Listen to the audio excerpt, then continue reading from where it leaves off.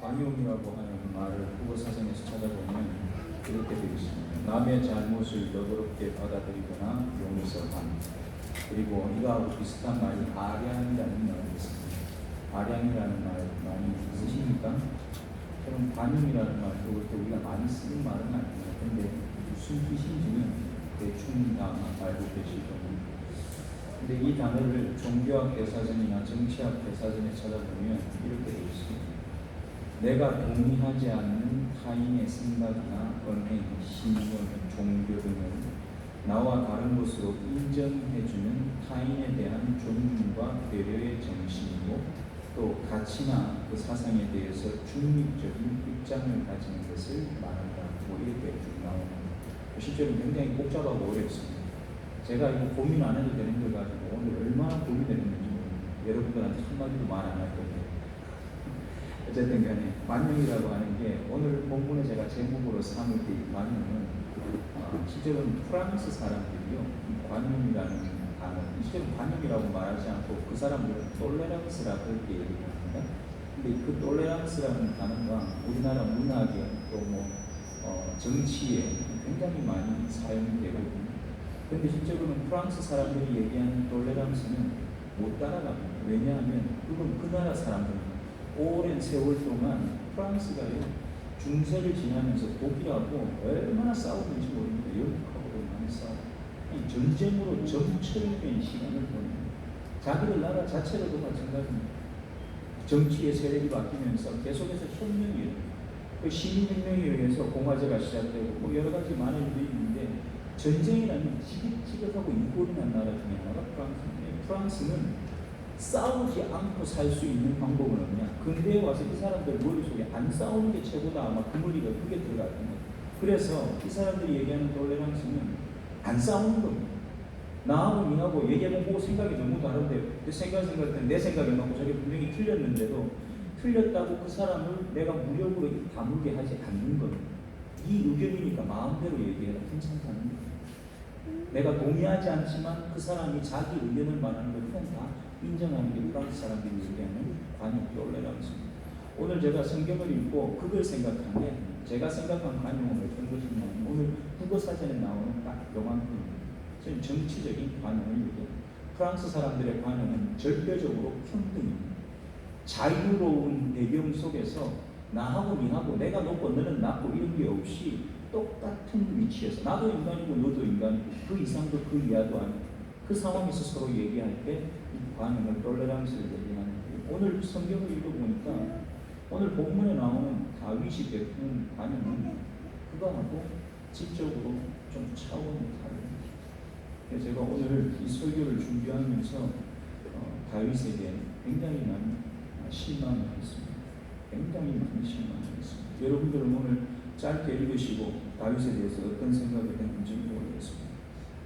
오늘 본문을 통해서 저와 여러분이 이 땅을 살면서 가져야 될 관용이 있다면 그 관용이 도대체 어떤 건가 한번 잘 생각해 보시기 바랍니다. 이 다윗과 유다 쫓겨났던 그 신하들 백성들이요 다급해 보이는 불을 껐습니다. 전쟁에서 이겼습니다. 근데 문제는 이제 원래대로 돌아가야 돼요. 다윗이 다시 궁으로 황궁을 해야 되는데 그 황궁이 전쟁에서 이겼다고 해서 그냥 궁에 가면 모든 사람들이 문 활짝 열어놓고 어서 오십시오 인사하고 기다리겠습니까?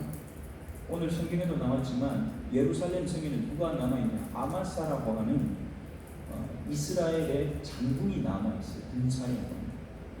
그러니까 그냥 손쉽게 받아줄 상황이 아닌 겁니다. 다시 돌아간다 그 말은 또 전쟁을 했다 그 말. 예루살렘에 가서 다윗이요 안 움직이고 마하나임 성에 그대로 주저앉아 있습니다. 오늘 성경을 읽어보니까 다윗이 움직이는 흔적이 하나도 없어요. 그런데 어떤 움직임이 일어나느냐? 이스라엘 안에서 얘기가 나오기 시작합니다. 어떤 얘기가 나오냐? 야, 우리가 기름부어 세운 압살롬도 죽었는데 장로들한테 얘기하는 너희들 지금 뭐 하는 거냐? 빨리 가서 다윗랑 모셔와야 되는 거 아니냐? 뭐 이렇게 있으면 어쩌자는 거냐? 다윗하고 또 한 번 더 싸움하자는 거냐? 뭐 여러 가지 얘기가 있었겠죠. 그런 소문이 그들 안에서 충분한 이유입니다. 가득 차니까 어디까지 흘러나오느냐? 마하나임에 있는 다윗의 귀에까지 다 들어갑니다. 다윗이 그 얘기를 들어보니까 이제는 때가 됐구나 아마 그렇게 생각했을 거예요. 다윗이 정치적인 이 초기요, 나이가 들면 들수록 굉장히 이게 빨라집니다. 예민해집니다. 젊을 때는 안 그랬거든요. 근데 나이가 들수록 그런 쪽으로, 그런 촉이 아주 예민해지는 걸 보게 됩니다. 다윗이 그 얘기를 충분히 듣고 난 다음에 이번에 전령을 띄웁니다. 누구에게 전령을 띄우냐? 예루살렘 성 안에 누가 있습니까? 다윗에게 정보를 주었던 사독과 아비아달 두 제사장이 있잖아요. 두 제사장이 이게 전령을 띄웁니다. 야, 너도 지금 뭐하냐? 내가 얘기 들어보니까 이스라엘 사람들도 지금 다 나보고 빨리 왜 안 모셔오냐 그러는데 너는 앉아서 뭐하냐?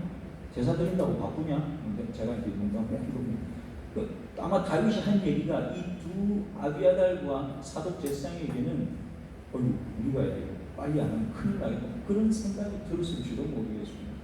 이 두 사람이 얼마나 급하게 움직였는지는 모르겠지만 이 두 사람에게 다윗이 한 얘기를 이제 요약하면 두 가지입니다. 첫 번째는 아까 제가 말씀드린 것처럼 다른 사람들은 다 지금 내가 빨리 왕으로 안 모셔간다고 난리인데 누구는 뭐하냐, 그거 첫 번째.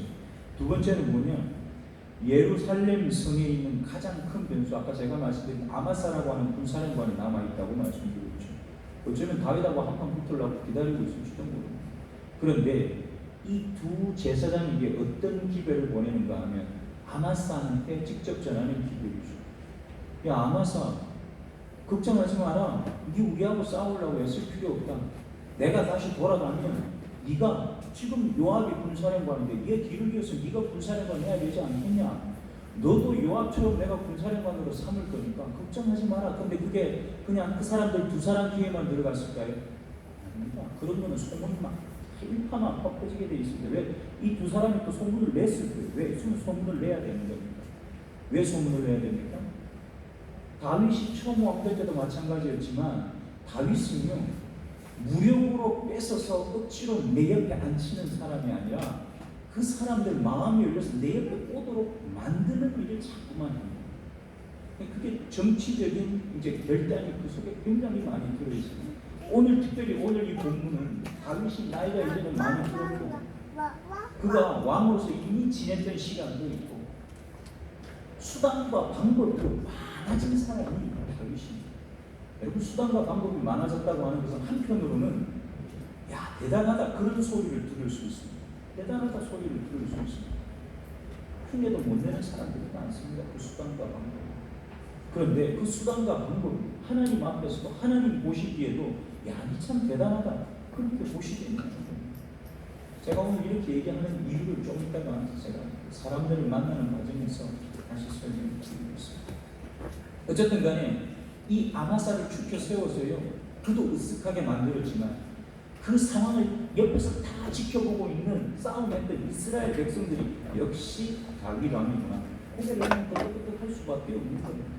다윗은 일사천리로 진행이 돼요. 야, 빨리 왕 모셔와. 예루살렘 성사 비우고 아마사도 줄 서서 기다리고 있고, 지금 다윗이 자기의 그 마하나임 성을 떠나서 이제 드디어 예루살렘 성으로 귀환을 하게 됩니다. 여러분, 이 귀환하는 과정에 보니까 이런 장면이 하나 나옵니다. 오늘 본문의 14절 말씀을 보시죠. 14절입니다. 같이 읽겠습니다. 모든 유다 사람들의 마음을 하나같이 기울게 하며 그들이 왕께 전가를 보내어 이르되 왕 당신께서는 모든 부하들과 더불어 돌아오소서 한지라. 14절 처음에 보니까 모든 유다 사람들의 마음을 어떻게 했다고요? 하나같이 기울게. 다윗에게 전부 다 뿜뻑 넘어가는 역시 다윗이지. 여러분, 오늘 다윗이 이런 역시 다윗이 이 말을 들을 때에 그에게 있었던 건 뭐냐? 정치적인 관용을 저는 정치, 이게 하나님의 백성으로서 하나님의 사람으로서 베푼 관용이 아니라 그가 가진 수단과 방법, 내가 이제 다시 왕이 되었을 때 내가 왕이 됐으니까 어떻게 해야 될 것인가, 그것에 의해서 나온 정치적 관용. 왜 정치적 관용? 오늘 아마사에게 베푼 다윗의 그 관용, 아마사는 쓸모가 있습니까 없습니까? 쓸모가 있습니까 없습니까? 잘 모르시겠어요. 아마사는 하나의 군사령관입니다. 다윗 입장에서는 요압도 있고 아마사도 있고 괜찮습니다. 다른 다른 데 지키게 하면 돼요. 요압은 옆에 두고 아마사는 저쪽 나가서 지키게 하면 되잖아요. 어쨌든 간에 자기에게는 그를 죽여 세우고 그를 잘해줘가지고 자기 손해볼 일이 하나도 없는 겁니다. 손해볼 게 하나도 없는 거예요. 그러니까 잘해주시오. 지금 아마사한테 너 반역했으니까 내가 한번 죽어봐라. 목 치고 그렇게 하면 온 사람들이 오 다윗 무서워 벌벌 떨긴 하겠지만 다윗을 신뢰하겠습니까? 신뢰하지 않습니다. 근데 다윗이 할 수 있는 자기가 할 수 있는 최선의 정치적인 관용을 베푸는 건가요? 제가 이 모습을 보면서 그 생각을 했습니다. 그럼 관용이라고 하는 건 이게 베풀 수 있는 사람이 베풀어야 되는데 베풀 처지가 안 되는데 관용을 베푸는 어리석은 사람들이 있습니다. 어설프게 이 관용 베푸는 거 흉내 내다가는 망하기가 딱 좋습니다. 망합니다. 자기 권력 기반, 자기 실력 하나도 다져놓지도 않고 그냥 관용만 베푸는 겁니다. 여러분 그럼 어떻게 되는지 아십니까? 그 관용 베푼 사람들이 너무 감사해서 나 충신이 되겠습니까? 그렇지 않습니다. 세상 그렇게 만만하지가 않습니다. 그렇게 하면 내가 가진 것을 다 잃게 됩니다. 이게 한국의 보수정치 신민이 제가 볼 때는 대표적인 예라고 봅니다. 관용을 엄청 베풀었습니다. 제가 볼 때는.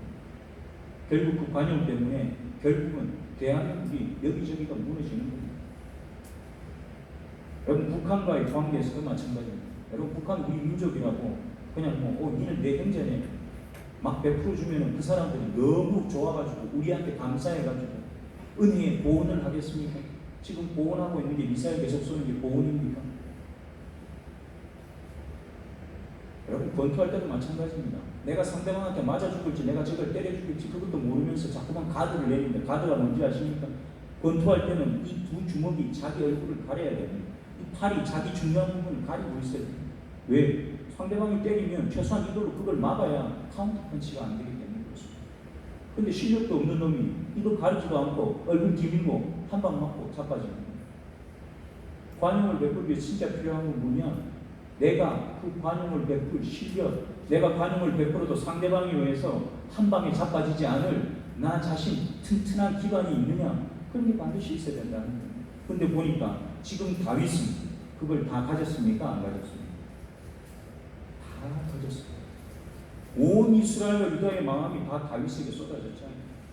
다 가진 겁니다. 자기 옆에는 다윗을 배신하지 않고 목숨을 걸고 싸워줄 용사들이 있잖아요. 다윗은 관용을 베풀고도 남는 사람입니다. 손해볼 게 하나도 없는 사람입니다. 오늘 왕궁으로 복귀하는 그 길에 이 관용을 베풀고 있는 다윗이 만나는 사람 중에 오늘 네 사람, 원래는 오늘 본문에 네 사람을 만나게 되는데 그 네 사람 중에서 세 사람에 대한 얘기만 먼저 좀 하겠습니다.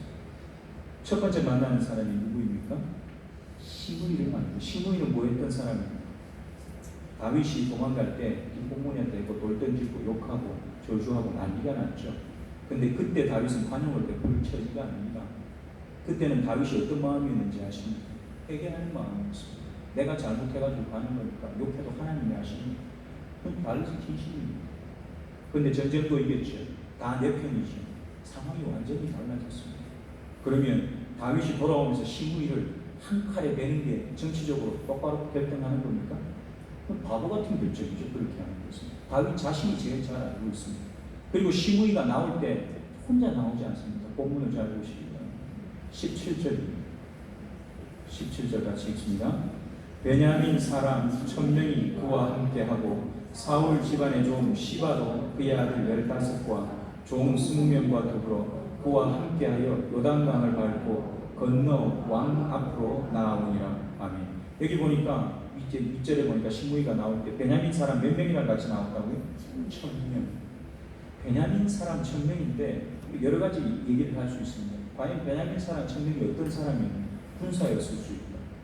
그 다음 또 한 가지는 이쪽에 요단강 동편에 사는 이스라엘 사람들 중에서 유력한 사람들, 그러니까 막 그냥 백성들 그냥 여기 널브러져 있는 백성들 말고요, 지도자들이 다 모여서 시므이하고 함께 나온 겁니다. 한번 생각해 보십시오. 다윗이 왕으로 기한하는데 그쪽 요단 동편에 사는 모든 이스라엘이 다윗을 왕으로 잘 가시라고 영전하는 걸 축하한다고 다 나왔습니다. 근데 시므이 혼자 나온 게 아니라 시므이와 함께 유력한 사람들이 다 나오는 거예요. 그러면 그 앞에서 왕이 자기 행세한다고 시므이를 단칼에 너 내 갈 때 어떻게 했을 때고 죽입니까? 그것도 바보 같은 짓이죠. 그 사람들 앞에서는 시므이를 무조건 살려줘야 되는 거예요. 왕의 그 위신과 체면이 그걸 통해서 더 높아지는 거예요. 아까 처음에 말씀드렸죠. 역시 다윗 왕이구나. 사람들이 다 고개를 끄덕끄덕 할 수밖에 없는 거예요. 시므이 자체는 어쩌면 다윗 왕한테 별 도움이 안 될 수 있습니다. 그러나 시므이가 함께 나왔던 그 많은 사람들 앞에서 다윗이 처신을 어떻게 하느냐 하는 것은 자기가 왕으로서 앞으로 일하는데 엄청난 다른 영향을 끼친다는 거예요. 시므이에게 은혜를 베풉니까? 베풀지 않습니다. 베풉니까? 베풀지 않습니다. 베풀지 않아요. 근데 이 정치적인 상황을 모르는 바보 같은 사람이 하나 있는데 누굽니까? 요압의 동생 아비스입니다. 쫓아나와가지고 왕이시여, 저놈은 왕한테 하지 못할 요구를 했던 아주 그 나쁜 놈이 제가 목을 치겠습니다. 다윗이 막 화를 내잖아요. 니하고 내하고 도대체 뭔데? 네가 오늘 나하고 원수가 되고 싶냐? 그렇게 얘기를 하는 거예요. 그거는 다윗을 돕는 게 아니라 니하고 내하고 원수 되는 거다 이놈아, 바보 같은 놈아. 그렇게 얘기를 하는 거예요. 지금 제가 다윗이 잘했다고 얘기하는 게 아닙니다. 잘 들으세요. 그렇게 얘기하고 난 다음에 23절에 이렇게 얘기를 합니다. 시므이에게 23절 같이 읽습니다. 23절입니다. 왕이 시므이에게 이르되 내가 죽지 아니하리라 하고 그에게 맹세하니라. 안 죽입니다. 절대 죽이면 안 되죠. 다윗은 한 걸음 한 걸음 걸을 때마다 다윗의 그 인기라고 하는 건 자꾸만 하늘 높이 올라가는 겁니다. 신나지 않겠습니까? 나중에는 어떻게 될까 보세요. 다윗이요, 지금 지나간 사람들 나중에 솔로몬 왕한테 다 얘기해 줍니다. 걔는 그때 그랬고, 걔는 그때 이랬고, 나중에 잘 봤다가 다 죽여라, 다 죽습니다. 솔로몬 다 죽습니다. 그 다음에 만나는 사람이 중요합니다. 24절에 누구를 만납니까? 같이 한번 읽겠습니다. 24절입니다. 사울의 손자 무비보셋이 내려와 왕을 맞으니 그는 왕이 떠난 날부터 평안히 돌아오는 날까지 그의 말을 맵시내지 아니하며 그의 수염을 깎지 아니하며 옷을 빨지 아니하였더라. 누굽니까? 무비보셋. 여러분 생각에 무비보셋은 다윗에게 의미 있는 존재겠습니까? 별 의미 없는 존재겠습니다. 다윗이 처음 왕이 될 때, 사울이 죽고요, 처음 왕이 될 때는 의미가 있었습니다. 왜? 사울 왕하고 40년을 같이 있었던 사람들이 사울 왕이 죽었다고 다윗이 왕 됐다고 다윗이 사울 자손들 뭐 다 자기 마음대로 처리해버리면 다들 좋아했겠습니까? 절대 그렇지 않는 거죠. 다윗은 그런 거 싫어합니다. 그런 식으로 무력으로 뭘 억지로 하는 거예요. 그래서 그때 살려준 게 무비보셋입니다. 온 이스라엘이 그 일 때문에도 다윗을 칭송했어요. 잘했다. 역시 다윗이다. 근데 지금 이미 그거 다 약발 다 떨어졌습니다. 이제 그거 다 떨어졌다. 심지어는 무비보셋이 한 가지 타이밍을 또 놓쳤습니다. 뭘 놓쳤습니까? 자기 종이 자기를 버리고, 그렇죠? 좋은 걸 가지고 다윗 왕 앞에 가서 우리 주인은 어디 갔는지 모르겠습니다. 지가 마치 다윗을 잘하죠. 그래서 다윗이 그게 깜빡 넘어갔잖아요. 세바에게 그래 누구 주인에게 난 이거다 그렇게 하고 갔어요. 그리고 돌아오면서 이 무비보셋이 나와서 자기 앞에 엎드렸는데 오늘 이 무비보셋에 대한 24절의 이 설명을 과연 다윗이 알아봤겠느냐? 알아봤겠느냐? 다윗 눈에는 저는 안 보였을 거라고 안 보입니다. 오늘 다윗이요 마하나임을 떠나서 예루살렘으로 돌아가는 게 모든 사람이 다윗이 베푼 관용의 대상이에요. 모든 사람이 하나씩 다 얻습니다. 근데 무비보셋은 아무것도 없죠. 아까 말씀드렸죠. 과연 오늘 다윗이 베푸는 관용이 하나님이 우리에게 얘기하신 이 성경이 우리에게 얘기하는 하나님의 백성으로서 우리가 베푸는 사랑에 관련된 그 관용이 아닙니다. 정치적인 관용. 자기 자신에게 도움이 되지 않는 무비보셋은 있게 보입니다. 힘을 쓰고 싶습니다. 힘 안 써도 되는데 다른 사람들은 딱이 한 대씩 때리고 지나갔어도 무비보셋한테는 네가 그랬었구나 그의 상황과 형편을 알아주면 좋겠는데 다윗 눈에 무비보셋이 안 보이는 거예요. 아까도 말씀드렸지만 다윗이요 원래 이런 사람 아닙니다. 한번 잘 생각해 보세요. 사무엘상에서부터 다윗이 어떤 사람입니까? 다윗은 불의를 보면 못 참는 사람이고, 다윗은 하나님 한 분 의지하고, 우리 마지막 찬송 너는 주만 바라볼지라고 그랬더니 진짜 주만 바라보고 살았던 사람이 다윗입니다.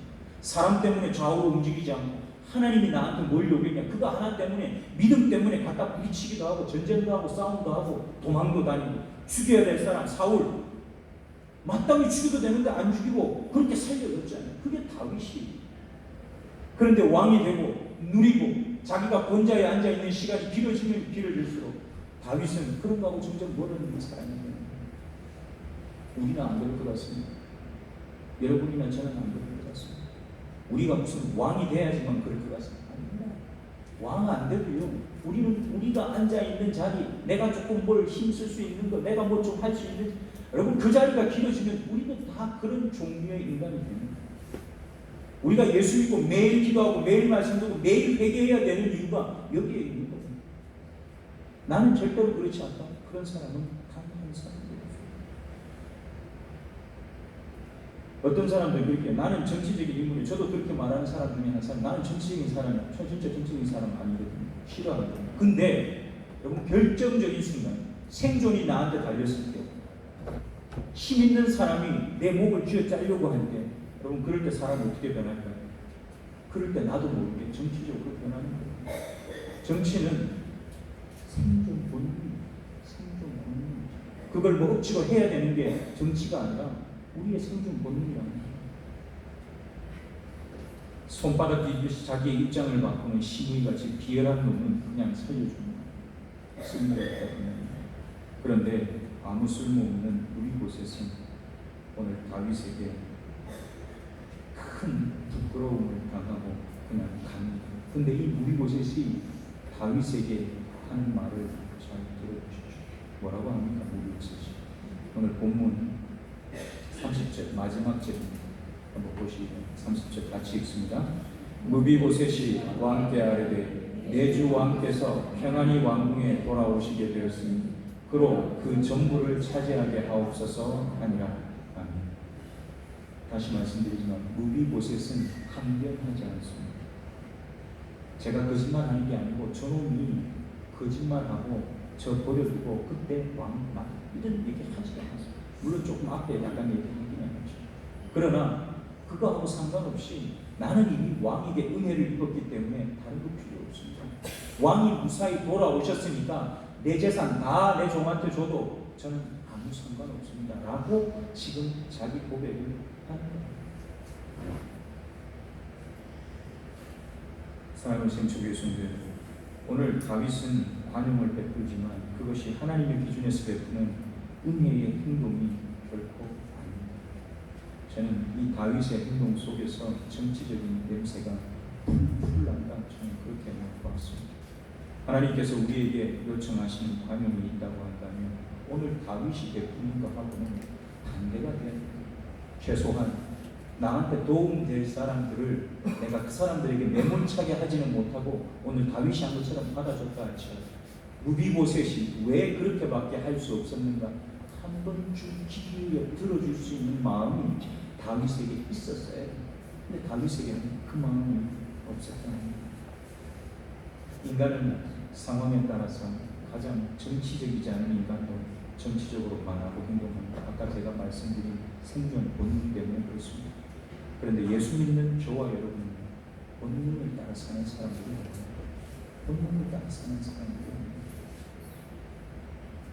한가하게 우리 철학하는 분들이나 아니면 지금 어떤 이념이나 신념에 빠져서 얘기하는 분들의 얘기를 들어보면 자꾸만 딴 얘기를 논리적인 거, 이성적인 거 그런 거 다 쓸데없다고 얘기하고 마치 그 연애할 때 이 뭐 마음이 시키는 대로 해라고 그런 류의 얘기를 자꾸 합니다. 무슨 얘기냐? 선동한다 그 말. 국민들 자꾸 선동합니다. 여러분 선동에 놀아나지 않기를 바랍니다. 선동에 놀아나지 않으려면 정신을 똑바로 차리고 살아야 돼요. 우리는 본능대로 사는 사람이 아니라 하나님이 뭐라고 말씀하셨는가 듣고 그 말씀이 우리에게 기준이 되어서 말하고 행동하고 길을 걸어가야 될 사람들이 바로 저와 여러분입니다. 오늘 저와 여러분이 하나님의 말씀을 기억하는 이성과 믿음으로 살게 되기를 축복합니다. 오늘 다윗의 모습은 대단하기는 합니다. 제가 말씀드렸죠. 아무나 이렇게 할 수도 없습니다. 근데 다윗은 너무 대단합니다. 그런데 저는 이 대단한 다윗 때문에 대단히 저는 실망을 했습니다.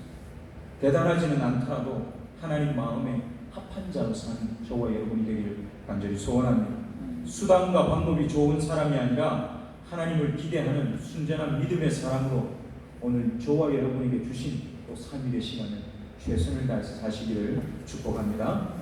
기도하겠습니다.